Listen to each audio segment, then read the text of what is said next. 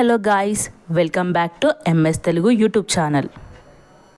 ఇవాళ వచ్చేసి మనం తెలుసుకున్న టాపిక్ ఏంటంటే యూరినరీ ఇన్ఫెక్షన్స్ అండ్ ప్రెగ్నెన్సీ. అంటే యూరినరీ ఇన్ఫెక్షన్స్ అనేది ప్రెగ్నెన్సీలో అందరికీ కామన్ అండి.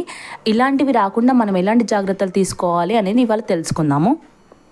నార్మల్గా వచ్చేసి ప్రతి ఒక్క పర్సన్కి ప్రెగ్నెన్సీ కన్ఫామ్ అయ్యాక ఇలాంటి ఇన్ఫెక్షన్స్ అనేవి కామన్ అండి. అంటే ప్రెగ్నెన్సీలో యూరినరీ ఇన్ఫెక్షన్ అనేది ఎందుకు వస్తుందంటే మనం కరెక్ట్ క్వాంటిటీలో వాటర్ తాగకపోవడం. అంటే ఏంటంటే వాటర్ అనేది మనం ప్రెగ్నెన్సీలో ఏంటంటే 4 to 5 లీటర్స్ తాగాలండి ఎవ్రీడే వచ్చేసి.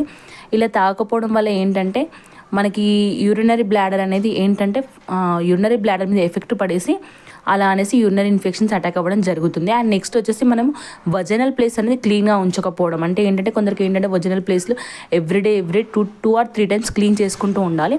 అలా చేసుకోకపోవడం వల్ల కూడా ఏంటంటే యూరినరీ ఇన్ఫెక్షన్స్ అనేది మనకు అటాక్ అవుతాయి అన్నమాట. అండ్ ప్రెగ్నెన్సీలో వచ్చేసి ఏంటంటే కొంత ఇమ్యూనిటీ పవర్ అనేది తక్కువగా ఉంటుంది. అంటే ఏంటంటే మన బేబీ ఈ క్యారీ చేయడం ఇలా ఇమ్యూనిటీ పవర్ అనేది తక్కువగా ఉండడం వల్ల ఏంటంటే ఈజీగా అటాక్ అయ్యే ఛాన్స్ ఉంటుందన్నమాట. ఈ యూరినరీ ఇన్ఫెక్షన్ ఉందని ఎలా తెలుసుకోవాలంటే ఫస్ట్ ఆఫ్ ఆల్ మనకి ఏంటంటే యూరిన్ వెళ్ళేటప్పుడు ఏంటంటే పెయిన్గా ఉంటుంది. అండ్ కొందరికి ఏంటంటే ఊరికనే స్టమక్ అనేది ఫుల్ అయినట్టు, అంటే యూరిన్కి వెళ్ళినప్పుడు ఒక 2 or 3 డాప్స్ పోయగానే స్టమక్ ఆఫ్ అయిపోయినట్టు, తర్వాత ఒక 3-4 మినిట్స్కి మళ్ళీ స్టమక్ అనేది ఫుల్ అయినట్టు అనిపించింది అనుకోండి. ఇలాంటి సింటమ్స్ని బట్టి మనం యూరినరీ ఇన్ఫెక్షన్ ఉందని తెలుసుకోవచ్చు. ఈ యూరినరీ ఇన్ఫెక్షన్ ఉన్నప్పుడు ఏం చేయాలంటే యూరినరీ ఇన్ఫెక్షన్ ఉన్నప్పుడు మన డాక్టర్ని కన్సల్ట్ అవ్వకపోయామనుకోండి, ఈ యూరినరీ ఇన్ఫెక్షన్ అనేది మన కిడ్నీస్ దాకా స్ప్రెడ్ అయ్యేసి ఆ ఇన్ఫెక్షన్. అండ్ మన బ్లాడర్ అనేది దగ్గరగా ఉంటుంది కదండి. అంటే ప్రెగ్నెన్సీలో వచ్చేసి బ్లాడర్ అనేది యూరిన్ మీద ప్రెషర్ పడుతుంది అనమాట.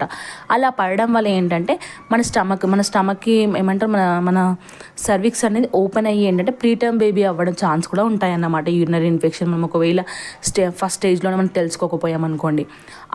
అందుకనేసి ఏంటంటారంటే ప్రెగ్నెన్సీలో వచ్చేసి ఎవ్రీ డాక్టర్ ఏం చేస్తారంటే 2 monthsకి ఒకసారి urine culture and sensitivity of urine test అని చేస్తారన్నమాట. అందుకే డాక్టర్స్ ఏమని సజెషన్ ఇస్తారంటే ప్రెగ్నెన్సీలో వచ్చేసి ఈ వాటర్ ఎక్కువ క్వాంటిటీ తాగమని. లిక్విడ్ క్వాంటిటీ అంటే ఏంటంటే జ్యూసెస్ కానీ ఫ్రూట్స్ కానీ ఎక్కువగా తీసుకోవడం వల్ల ఏంటంటే మన యూరినరీ ఇన్ఫెక్షన్స్ అనేవి రాకుండా ఉంటాయి.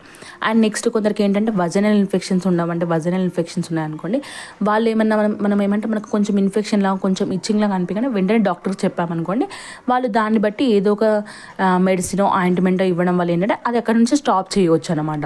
అలా ఏం చేయకుండా మనం అలాగే మనము కంటిన్యూ చేసామనుకోండి, ఇచ్చింగే కదా పర్లేదులే ప్రెగ్నెన్సీలో ఇవన్నీ కామన్ అని అనుకున్నాం అనుకోండి, అది ఏంటంటే స్ప్రెడ్ అవుతూ ఉంటుంది వజనల్ ద్వారా. అందుకనేసి ప్రెగ్నెన్సీలో ఏ కాంప్లికేషన్స్ ఉన్నా కూడా మనం ఏంటంటే డాక్టర్కి కన్సల్ట్ అవి చెప్పాలన్నమాట.